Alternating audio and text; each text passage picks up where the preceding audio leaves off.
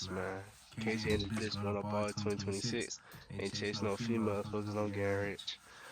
Y'all see the title? Let's go ahead and get right. If you're new to the channel, go ahead and subscribe to your boy. You know what I'm saying? Today I put on all the meta glasses and shit. You know what I'm saying? Y'all fucking with these hoes. You know what I'm saying? Finna start doing IRL content with these bitches on, bro. Let's get right. Kodak Black just got arrested for drug trafficking in Orlando, apparently after shots were fired. Quick pause, because this might actually help you out. If you've ever needed access to your money before payday, there's a banking app called Current that lets you get up to $750 as a paycheck. Yours too. But if you go through the normal managing money is stressing in 25, it was close to 1 a.m. when officers were dispatched after multiple calls reporting gunfire and multiple vehicles parked where the shots originated. Arriving at the scene, officers observed several people gathered around two running vehicles with the headlights on. Approaching a BMW SUV, officers immediately smelt burnt cannabis coming from the vehicle. The driver was asked if he had a medical card, to which he said he did not, and officers also observed what appeared to be an open container protruding from under the passenger seat. They were in West Orlando off Mercy Drive, a crime-ridden neighborhood made famous by rappers such as Glock 9. Based on the area, the smell of cannabis, reports of shots fired, and the driver having a suspended license, officers found probable cause to search the vehicle. A bag in the trunk contained 56 grams of cannabis in sealed marked bags, and a metal container containing a pink substance testing positive for ecstasy. While continuing the search, a male identified as Bill Capri, aka Kodak Black, approached officers and observed the search. After clearing the BMW, officers moved to a green Lamborghini Urus, finding James Tweedy sleeping in the back. Next to him laid a leather bag. Officers opened the front passenger door and without entering could see a white powdery substance on a $100 bill on the floorboard. Next to the $100 bill was a pair of pink scissors, the same scissors seen in an Instagram post by Kodak Black 7 days prior to this incident. The two rings on the floorboard also matched the rings worn by Kodak. Big guy, bro. Officers woke Tweedy up to search the vehicle, and as he exited, he reached down towards his waist and his shirt slightly came up. Officers could see he was armed, and they'd remove a holstered Glock 19 off his waist, an extended magazine from his jacket, and $13,985 in his pockets. Tweedy would state the firearm was his and he had a concealed carry license, but would also state nothing in the vehicle was his. He'd claim he won the money at the casino, but could not provide any receipts. Searching the Lamborghini, they'd start with the leather bag that was laying next to Tweedy, finding over 28 grams of cannabis. Because he was the only occupant and the bag was directly next to him, he'd be charged with felony possession of cannabis over 20 grams and possession of a concealed firearm and the commission of a felony. Listen like them boys was at the wrong place, the wrong time. I don't see nothing too crazy so far. Them boys got caught with that shit. Another bag on the rear passenger seat contained 27 grams of ecstasy, $37,000, and multiple documents with the name Bill Capri on them. Even Kodak's federal prison ID card would be found in the bag, along with a bottle of promethazine. That same bag would be seen on Kodak Black's Instagram days prior.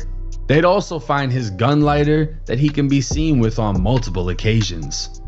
Everyone on scene was asked if the bag belonged to them, and they all denied ownership. When Kodak was informed of the money in the bag, he attempted multiple times to have the money turned over to him, claiming it belonged to his business, but he would not claim the bag or its contents. Under the rear passenger floorboard, officers found a Glock 23, and again everyone denied ownership. Now this took place back in November, and for some reason, it took until April 17th, 2026 for officers to receive an FDLE report identifying the substance found in the pink bag was 25 grams of ecstasy. The legal trafficking weight for this drug is only 14 grams, giving probable cause to charge Kodak Black with trafficking MDMA 14 to 200 grams.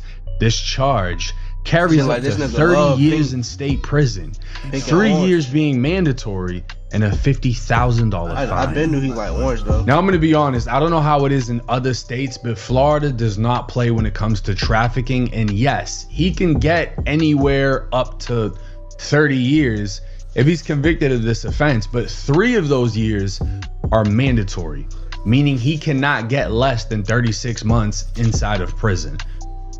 These are serious charges. A first-degree felony in Florida is the most serious felony you can have aside from a PBL, which would be punishable by life. They have not been. Kodak, bro, he been on them drugs and shit though. But like, you know what I'm saying? So like, I can't say I'm like this shit surprised me, but it's like, damn, that nigga Kodak Black getting arrested in 2026. That nigga always been getting arrested. Playing when it comes to drugs in Florida, especially with things testing positive for fentanyl, because people are dying left and right, and they're even giving out murder charges if you're caught selling that shit and someone dies. Bradford Cohen, Kodak's lawyer, would tell TMZ the arrest was a coordinated surrender in which police searched a vehicle with one passenger who was not Kodak. Cohen said cops found a bag containing several items, including a bottle of prescription cough syrup, which allegedly had Kodak's fingerprint on it. Now, this is a clear-cut example of a lawyer lawyering, saying it was just several items in a bag and one of them just so happened to be a prescription bottle of cough syrup, as if we haven't seen Kodak recording himself sipping lean all over social media. The lawyer also wouldn't mention the 25 grams of ecstasy, Kodak's rings and scissors found next to the $100 bill with ecstasy on it. There's a lot of ways in which this case really looks bad. What's interesting though is Tweety, who was found with a felony amount of weed and a gun on him, just got his case dropped. The very same day, Kodak gets arrested. Suspicious. And I'll say this, right? Shit, they're a little suspicious. To hear, yeah, these are the new metas. To hear I just how had them all of bitches this on, played man. out. Put my shit back on. Initially in the report, it said Kodak's fingerprint wasn't found on anything inside of that bag. There was a frisbee, there was the bottle of lean, there was multiple items. His fingerprint wasn't found. But the thing is, they can clearly tell this is his bag. He's seen in pictures and videos possessing this bag and other items in the bag. And they even found items, documents with his name on them, including his federal prison ID. To have a federal prison ID in the same bag as an amount of ecstasy that will send you back to prison is insane. To me, at least. Maybe not to Kodak. But in all seriousness, Kodak's lawyer said, I look like a nerd with these bitches on though, bro. You know what I'm saying? That's big ass. I'm the next professor, nigga. Professor motherfucking KJ, nigga. Fuck is you talking about? To sum it up, he can't wait to beat this case, and they stay charging Kodak with some bullshit. This is my perspective on that. Sometimes people need to go to jail to sober up. And I understand this lawyer has a father-son relationship with Kodak, and I'm not knocking that. And he is a lawyer. He's doing his job. But you know how sometimes parents let the police take the kid or teach him a lesson? The thing about jail is it sobers you up. Unless you have crazy access to mad shit. Depends on where you go, really. I think Kodak has snuggled some shit. Nobody wants to see Kodak overdose. Me neither. And I've had this same viewpoint with multiple videos that I've covered. I don't care if it's the Island Boys. I don't care who it is, what they've done that I disagree with. Finding sobriety is key in this situation.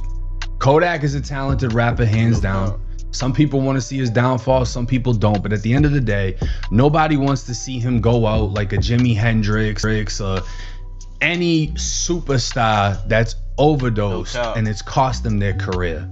He accomplished too much shit, bro. Everyone sees the signs and can see how dangerous this is.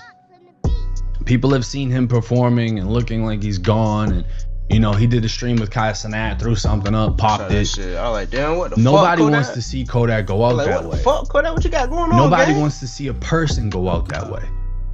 I hope somehow he's able to find sobriety, enter a program, do something in which he can get away from this drug use. Because at the end of the day, even if it's you know, like, bro, your entourage around you, these dudes that are around you, you got bags of this shit. They're not trying to get caught up with that.